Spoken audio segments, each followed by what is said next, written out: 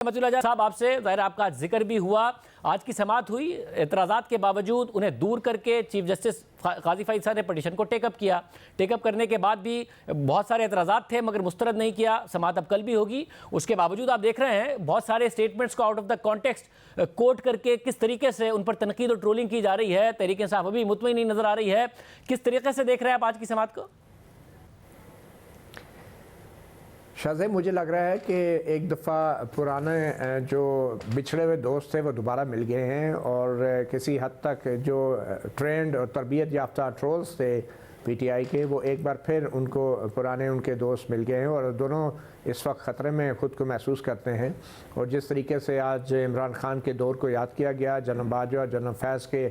वक्त को हवाला दिया गया और जिस तरीके से पीटीआई के इन लोगों के हवाले से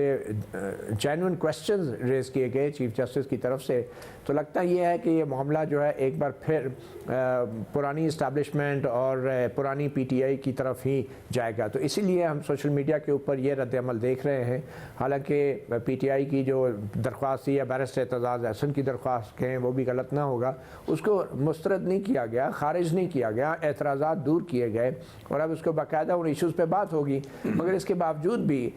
जिस किस्म की ट्रोलिंग और सोशल मीडिया पे जो प्रोपेगेंडा हो रहा है, उससे तो ये लगता है कि पीटीआई के अंदर अभी भी कुछ अनासर ऐसे हैं जो पुराने वक्त के इस्टेब्लिशमेंट के कुछ अनासर के साथ राब्ते में हैं और वो दोनों इस केस से ख़तरा महसूस करते हैं, क्योंकि ये केस अगर मंतकी अंजाम तक पहुँचता है तो डेफिनेटली पीटीआई के दौर में जिस किस्म के वाक़यात सहाफ़ियों के साथ होते रहे, आम लोगों और शहरियों के साथ होते रहे, उसका निशाना फिर ख़ुद पीटीआई की क़यादत भी बन सकती है और उस वक्त की इस्टेब्लिशमेंट भी बन सकती है। तो मेरे ख़्याल में ये जो सोशल मीडिया की ट्रोलिंग है, ये उसको प्रीएम्प्ट करने की एक कोशिश है और एक दबाव बढ़ाने की कोशिश है चीफ जस्टिस काज़ी फ़ाइज़ साहब पे, ये भूलते हुए कि कुछ सुप्रीम कोर्ट के जजेस ऐसे हैं कि वो इस किस्म के हालात से पहले भी गुजर चुके हैं और अब तो वो किसी के टहरे में नहीं बल्कि चीफ जस्टिस और एक काजी की कुर्सी पे विराजमान हैं। मतलब तहरीक इंसाफ के रहनुमा और बाकायदा जो तहरीक इंसाफ के वकला हैं वो बहुत सारी आउट ऑफ कॉन्टेक्स्ट जो स्टेटमेंट्स हैं उन्हें लेकर, जैसे अगर काजी फ़ाइज़ साहब ने कहा कि जी जो पीटीआई छोड़ गए क्या अब हम उन्हें कहें वापस आ जाएं, जो हिट ऑफ द मोमेंट नहीं बर्दाश्त कर सके, अगर वो इस वक्त आज़ाद हैं तो वो खुद क्यों नहीं आ जाते, पटिशनर बन जाते। अब इसमें से सिर्फ जो किचन की हीट वाला कॉमेंट है उसको निकाल कर हम देख रहे हैं कि ट्वीट्स पर ट्वीट्स हो रहे हैं, ट्रोलिंग हो रही है। साथ में ये भी बताइएगा कि एक जो स्टेटमेंट था उनका, ज़ाहिर किसी के बारे में ये पूछना, जब जजेस पूछते हैं कि ये कौन है, तो क्या ये उनकी लाइल्मी जाहिर करता है, क्योंकि आप बड़े सीनियर सहाफ़ी हैं मतुल जान साहब, या ये जाहिर करता है और जजेस आमतौर पर ये करते हैं ये पूछने के लिए और ऑन रिकॉर्ड लाने के लिए कि किसका जिक्र हो रहा है?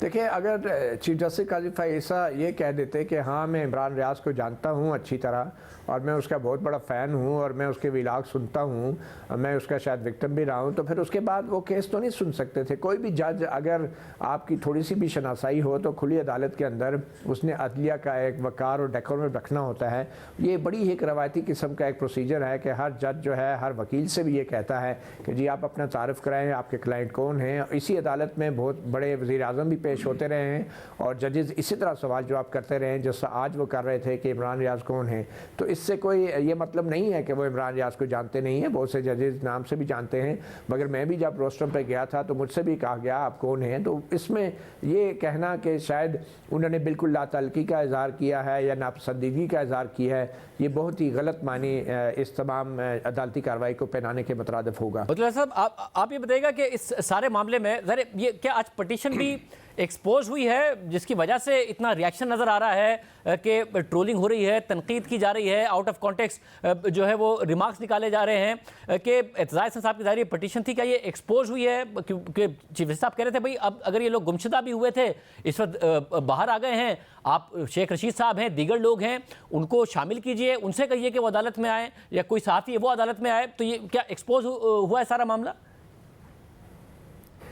देखिए, डेफिनेटली जो पटिशन है और मैं समझता हूँ बैरिस्टर एतजाज़ अहसन ने कई अशरों की अपनी वकालत और अपनी साख को दाव पे लगाया है इस तरह की दरख्वास्त दायर करके, और जिन जिन लोगों के नाम दरख्वास्त में लिखे हुए थे वो लोग आज कमरा अदालत में मौजूद नहीं थे होना तो ये चाहिए था कि ये मुद्दई जो है अगर सुस्त हैं और वकील चुस्त हैं तो फिर ये दरख्वास्त वापस ले लेनी चाहिए थी, मगर बैरिस्टर एतजाज़ अहसन ने ऐसा नहीं किया। ये जानते बूझते हुए भी कि अब ये दरख्वास्त जो है बेमानी है, वो ये चाह रहे थे कि चीफ़ जस्टिस काजी फैज़ल ईसा और आइन की बालादस्ती और इंसानी हकूक़ पे यकीन रखने वाले जो दीगर जजेस हैं उनको एक इम्तहान में डाला जाए। मगर आज बेंच की तरफ से, जजेस की तरफ से जो सवालात उठे हैं उससे न सिर्फ ये कि बैरिस्टर एतजाज़ अहसन की वकालत, सारी उम्र की वकालत और PTI की जो क्रेडिबिलिटी और जो साख है वो एक बहुत बड़े इम्तहान में पड़ गई है। ये वही PTI है शाहज़ेब खानज़ादा साहब। जब मेरे साथ ये वाक़या हुआ था तो आप यकीन करें कि PTI का एक MNA या एक वज़ीर भी उसने टेलीफोन तक करना जो है गवारा नहीं किया था। और कई मौक़ों पे तो एक दफ़ा तो फवाद चौधरी ने यहाँ तक कह दिया कि मेरे पास आपका टेलीफोन नंबर ही नहीं था। और इस तरह की बातें तो मेरे ख्याल में अब ये शेख रशीद जो है मुझे जब मिले बतौर वज़ीर दाखिला मेरे साथ होने वाले वाक़े के बाद तो वो हंस रहे थे, मजाक कर रहे थे, मेरा मजाक उड़ा रहे थे। अब मैं उन बातों को दोहरा नहीं सकता,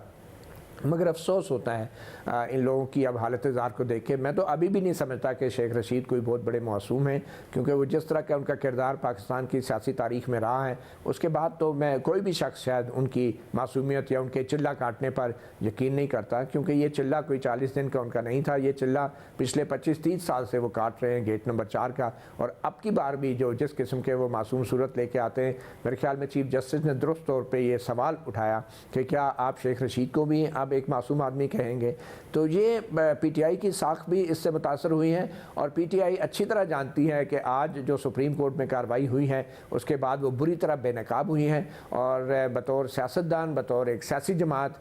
PTI जिस तरीके से इस्टेब्लिशमेंट से मिलकर सहाफ़ियों के साथ और सियासतदानों के साथ जो करती रही है, आज उसका वो माजी का किरदार भी और माजी का वो आईना भी जो है चीफ जस्टिस काज़ी फैज़ल ईसा ने उनको दिखा दिया है। तो जब उनके पास कोई जवाब नहीं मिला तो अब सोशल मीडिया के ऊपर ये तमाम रद्द-ए-अमल और रिएक्शन, और मैं जैसे मैंने पहले कहा कि अब लगता है कि इस्टेब्लिशमेंट और PTI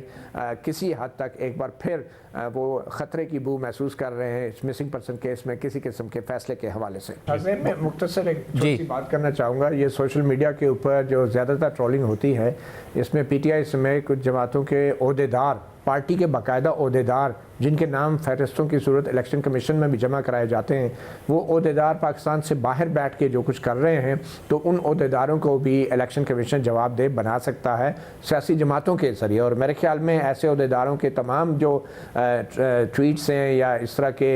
पैगामात हैं तो मेरे ख्याल में उनके ऊपर सियासी जमातों को इलेक्शन कमीशन जवाबदेह बना सकता है कि आपके ये ओहदेदार हैं, या तो आप उन्हें डिसऑन करें या आप उन्हें ब्लॉक करें या आप उन्हें रीट्वीट करना बंद करें, आपकी पार्टी की क्या पॉलिसी है, तो उनको they should come out clean. तो मेरे ख्याल में ज़्यादातर ये पाकिस्तान के बाहर से जिस किस्म की ये प्रोपेगेंडा होता है तो उसको इलेक्शन कमीशन उसके ऊपर पॉलिटिकल पार्टीज़ के मतलब जो कवानीन हैं उनको इस्तेमाल करते हुए ज़रूर कार्रवाई कर सकता है।